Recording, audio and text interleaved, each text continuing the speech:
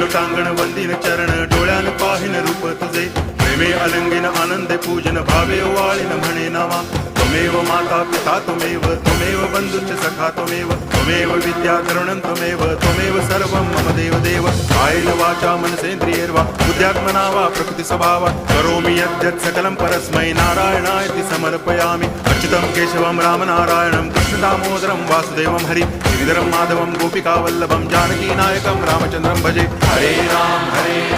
Ram Ram Hare Hare Hare Krishna